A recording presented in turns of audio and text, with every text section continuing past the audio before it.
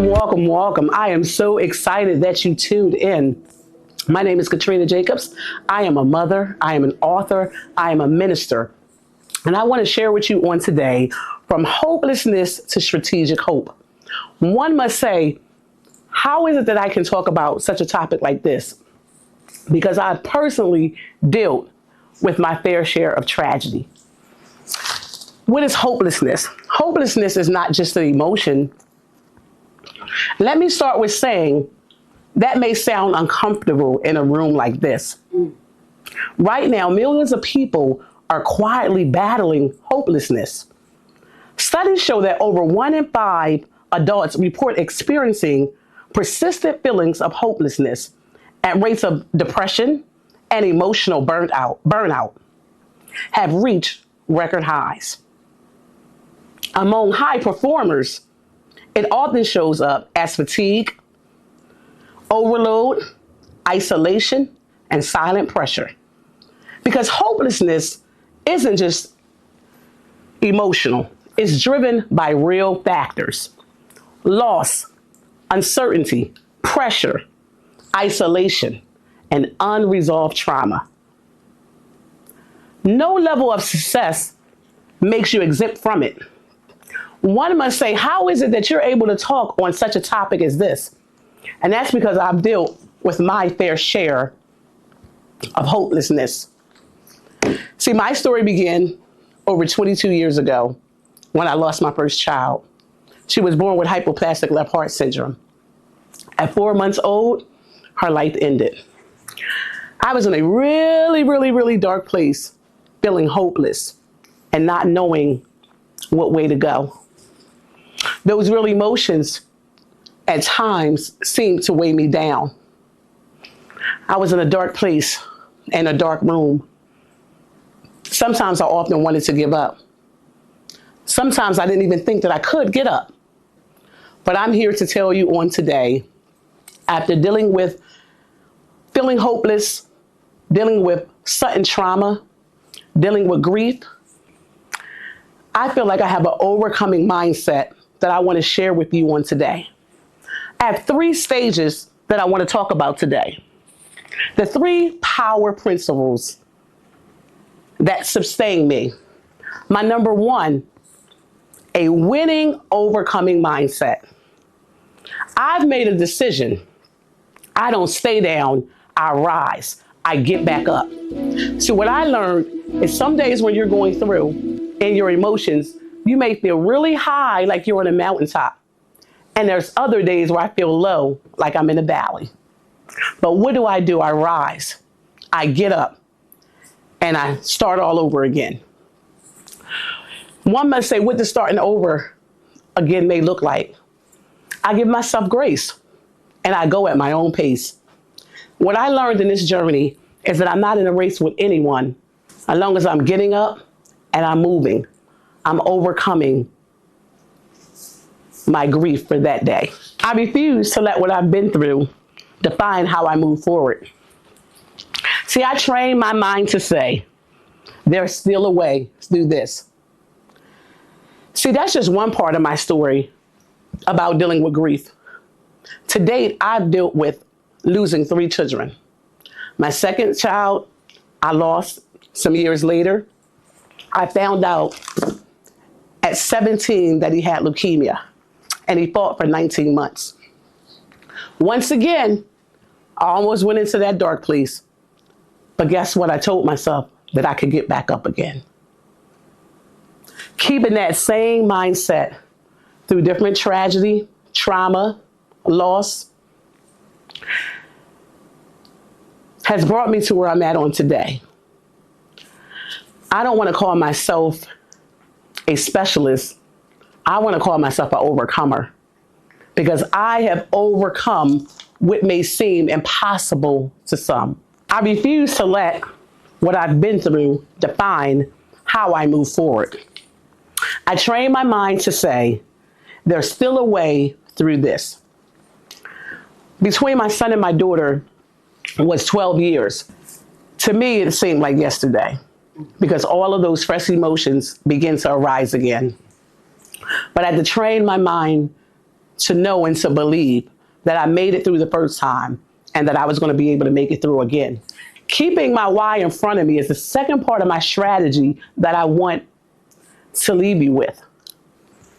My why. Some may say, what is your why? My children, getting back up again. See, sometimes I tell myself, as long as I'm getting up, making my bed, I'm overcoming my grief for that day. Some people may say that seems rather simple, but imagine being in a dark place, not wanting to get up, not wanting to go forward. So when I'm able to get up, make my bed, and move about for the day, I know that I'm overcoming my hopelessness with hope for the day. Keeping my why in front of me is what's keeping me going. See, I talked about me losing my first two children, and now I'm going to talk about losing my third child, which his life was taking from me. That was a whole nother emotion that I had to deal with. But what helped me was having that same mindset that I could get through this. See, what it is, we have to make daily affirmations, but I like to say declarations. We have to declare and decree a thing. We have to declare that we're able to get back up. We have to speak life out. We have to speak life over ourselves. We have to tell ourselves that you can get through this. My why, my children. My why, myself.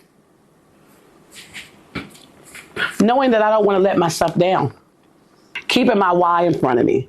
So after losing 3 children, I still have 4 children to raise. They need me and I need them. My why keeps me anchored when everything else feels uncertain. See, a lot of times with grief or loss, you feel hopeless. You feel like you don't really have a purpose to live. But having people in front of you that you know that are counting on you, it makes me get up and keep going. My third topic I would like to talk about is knowing how to shift gears. And I think that I've become a master at this portion of knowing how to shift gears, not allowing my adversity to get the best of me. Failure is not an option. It is adaptation for me. I learn to adapt to my circumstances that I deal with. When something doesn't work, I stop. I shift. I adjust. I pivot. I move differently. I ask myself, what is your next move? How are you able to overcome this situation? What can you do differently? I ask, what is my next move? So I like to talk about strategic reinforcement. There are moments where everything feels like it's collapsing. We see different things happening on the news. We see different things happening in our neighborhoods, on our jobs. Things are changing at a rapid pace. I always found myself very eager to want to help people because of what I've personally been through. For me personally, feeling defeat, to feeling discouraged, to feeling overwhelmed with life. But by me having an overcoming mindset, telling myself that even though I'm going through something, I can get back up again. I can rise. I don't believe that people need to have a handout all the time, but sometimes a hand up. Sometimes people need a word of encouragement to let them know that you can arise from your current situation. My goal is to give people tools. The tools that I personally use myself. Give yourself grace. Every small step is a win. I can rise. Shifting gears. Change your mindset to face another day. Mindset. A set of beliefs or a way of thinking that determines one's behavior, outlook, and mental attitude. And so I talked a little bit about depression early on. Because when we're faced with different trials or traumas or tribulations, our mindset is often focused on what we're going through. But how do you shift that mindset? And I like to say, having an attitude of gratitude, being thankful for just another day. Even though your business may have downsized, be thankful that you still have a business. You may have lost someone that was close to you. Think about the years that you spent with that loved one. What consumes your mind controls your life and how you think. What are you thinking on? We are to think on things that are lovely, pure, and of a good report. Your mindset also affects your confidence. If you're constantly thinking that I'm going to always be depressed, I'm going to always feel this way, you're going to stay that way. But when you begin to speak life over yourself, and you begin to tell yourself, I can rise, by keeping your why in front of you, you're going to be able to get back up again. You're going to be able to face another day with confidence. You're going to be able to come up with another strategy of how to get the job done.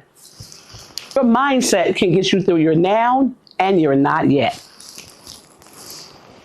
Nothing kills your mind. If you think you can, you will. If you think you can't, you won't. What's on your mind? What are you pondering over? The reason why I can talk about this so clearly and freely, because I thought about grief. Every time I woke up, I thought about the loss of my children. I thought about what I didn't have in front of me. And it was robbing me of my future, of raising my other kids. It was robbing me of my dreams. It was robbing me of my destiny. It was robbing me of my aspirations. So what did I do? I began to think about what I had left in front of me. I began to use the attitude of gratitude, being thankful for what I have. What I learned is that when I'm being thankful, it shifts my mood. It shifts my emotions. We don't know how much good by just saying, being grateful or talking to yourself kindly goes a long way. Before I move any further, we're going to take a quick break. We'll be right back. Thank you so much for tuning in. Again, I am your host, Catrina Jacobs. Welcome back. Talk to yourself kindly. Stop being lazy. It's a form of self-protection against the fear of not being perfect. Let yourself go. Let yourself free from the trauma that you have experienced. There's another version of yourself waiting to be unleashed. You're not undecided. You don't need more resources. You need to stop hoarding your talent and waiting for the perfect start date. Now is the time to get up and get moving. Yes, you may have been through loss. You may have been through trauma. But you can rise again. You can get back up and begin. Stop making excuses. You have what it takes. Somebody is waiting on you to get up. Get up. Allow the new version of yourself to be unleashed. Somebody is waiting on what it is that you have inside of you. People are looking at how you are overcoming your obstacles. People are waiting for this new version of yourself. Use the strategies that I gave you earlier. Keep your why in front of you, knowing how to shift gears, and having a winning, overcoming mindset is key. Stop making excuses. Get up. Get moving.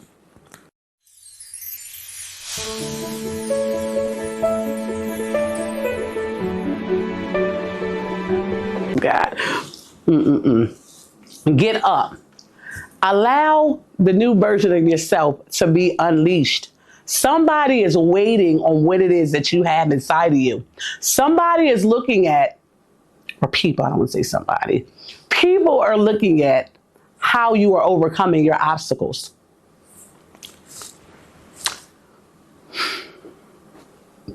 Use the steps and the strategies that I shared earlier. Have a winning mindset.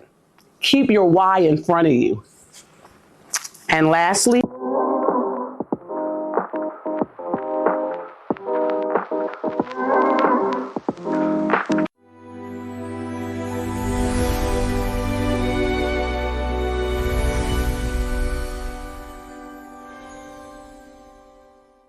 okay. Get back up again. People are waiting for this new version of yourself. Use the strategies that I gave you earlier. Keep your why in front of you, knowing how to shift gears, and having a winning, overcoming mindset is key. I'm gonna go back to this camera because it just needs. Keep in mind and train your mind that there's still a way. You may not know the way right now, but as you begin to get up and keep moving, it will come to you. You will begin to see day by day that you are a different version of yourself. Sometimes I look back and I wonder, how did I get to this point? How did I make it through? It just seemed like yesterday I was in that dark room, feeling defeated, feeling depressed, and dealing with despair. But guess what? I got up. I chose life. I chose to live again. I chose to come up with another strategy. And that's why I'm here today. And I can truly speak from that place. I can truly speak and talk about 31 Days of Promises as a guide to help you speak kindly to yourself, to help motivate you. We have to keep things in front of us that are positive. Often in life, we don't look forward, but we look back and we get stuck. But you have to look forward and think about how far you've come. Keep positive. Failure is not my identity. It's feedback. It's fuel. I do not allow failure to keep me down. So I don't stop. I rise. I refocus. I go again. I get back up and I dream again. With more clarity, more strength, and more precision. A winning mindset doesn't wait for perfect conditions. It is forged in adversity. You have to keep your mind on things that are positive. You have to see yourself whole. You have to see yourself free from that old version of yourself. You have to see yourself winning. You have to see yourself enjoying life. A winning mindset doesn't wait for perfect conditions. I create momentum. I keep moving every step of the way with my goals in mind. The ROI of faith. Faith is my ability to act in the absence of complete data. It allows me to move before certainty shows up. By me having faith in myself that I'm going to overcome, I'm an overcomer. By me having a positive mindset that I'm a winner, I'm going to win. Having an overcoming mindset. I would say that my overcoming mindset is shaped by my personal faith. Having faith that I am going to rise again. Another tool that I'll use is having a mentor. Having positive people around you.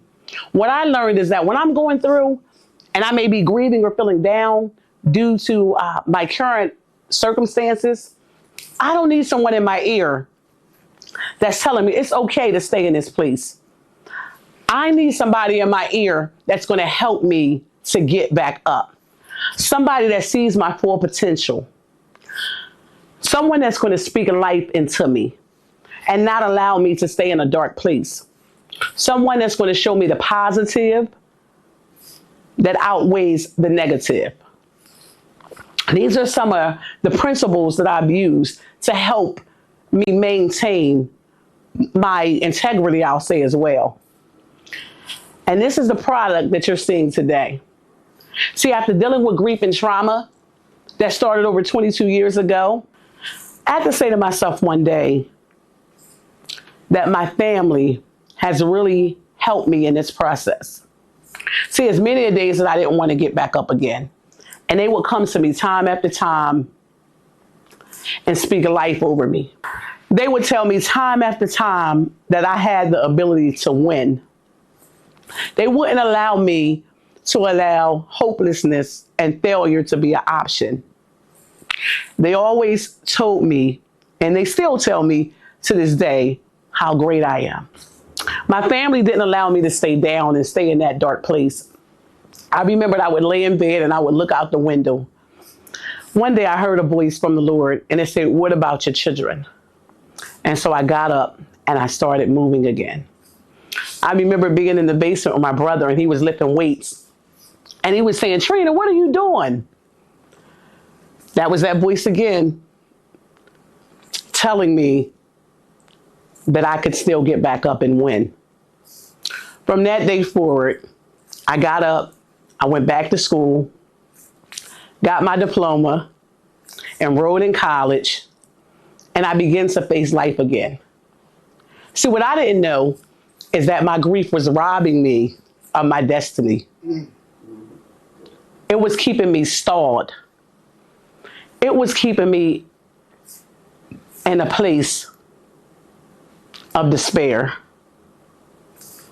So I had to learn to get back up. I had to learn to allow my faith to override my emotions. One thing that I learned is we don't go off of what we feel. We go off of what we believe. And faith is believing that you can and you will. It's believing in something higher or someone higher than yourself. My faith has shaped me in so many ways.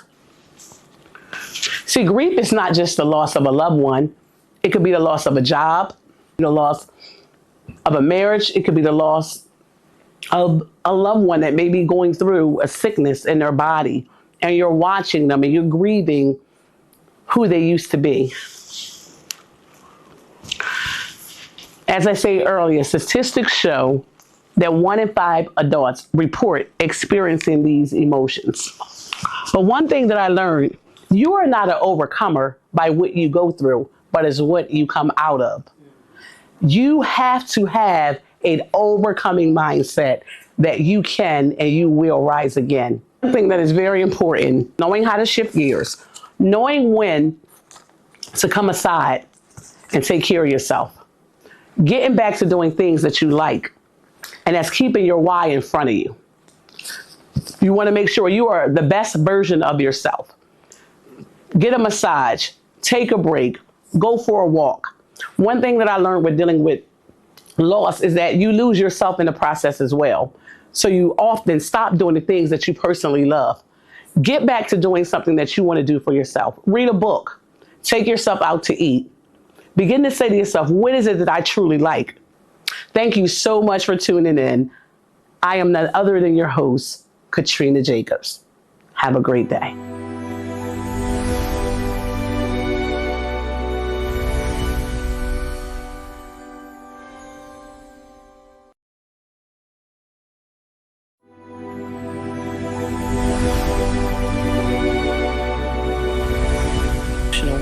Day 19, broken to be put together for the master's use.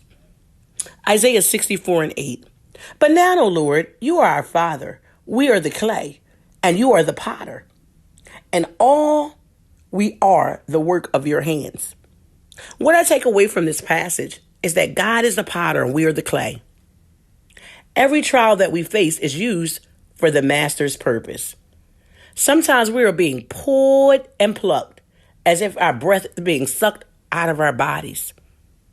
Some of life's troubles can be overwhelming, and you may not be able to hold your head up high, walking around feeling defeated, discouraged, depressed, and disappointed at life. This is where the Word of God comes in to build us up, not tear us down. You have to speak life over yourself. While God is molding you and making you more into his image, you are you are on the potter's wheel being shaped and molded into a fine piece of art for the master's use. And the song that I use for this passage is Gracefully Broken by Tasha Cobbs. So let's dig in on today. Broken to be put together for the master's use. Oh my goodness. I believe that this is a passage that we can all relate to. Sometimes we feel beat and battered, worn out by life's trials and situations. And we're trying to really figure out, Lord, how is this going to work out for our good? I am reminded of a song by Jacqueline Carr, Greater is Coming. And she talks about the shaking, the beating, and the pressing. This is all a process that the potter uses when he's molding the clay. And so when we go back into the scripture, it talks about God being the potter and we being the clay, and that God is molding us and making us. And so I'm talking about being put together for the master's use. So a lot of times we have to go through some brokenness, right? Sometimes we have to go through being shaped and molded. Sometimes we are going through a lot of pressure and we are wondering, like, how is this going to really be used for the master's use? Lord, why am I going through so many trials? Why is it that it seems like the pressure is being turned up on this situation? But see, what it is that God is molding us and making us more into his image. He's the potter and we are the clay. And so what he's doing is he's pressing us and he's shaking us. Oh my goodness. And he's preparing us for greater. And so sometimes when we're going through all that pressure, what it's doing is getting out the old so that we can get in the new. Right? God is working on us. It's like one scripture that talks about the old wineskins and new wineskins, right? You don't want for the two of those to combine. So what God does is he gets all the old wineskins out of us, right? He presses us and he molds us and he makes us into a better image so that the new wineskins can come forth. God is trying to do something new within your life. And so you are going through some pressing. You are going through some shaking. You are going through some overwhelming circumstances where you just seem like you can't figure things out. Sometimes you often feel defeated. Maybe you don't, but I know that I do. Sometimes I feel discouraged. Sometimes I even feel depressed. And then often I get disappointed because I'm trying to figure out, why am I going through so many trials and it seems like nothing is working? But I want to encourage you on today that you are being broken to be put together for the master's use. What we don't see is God is working situations out and circumstances for us. He is the potter and we are the clay. And so he is molding us and making us.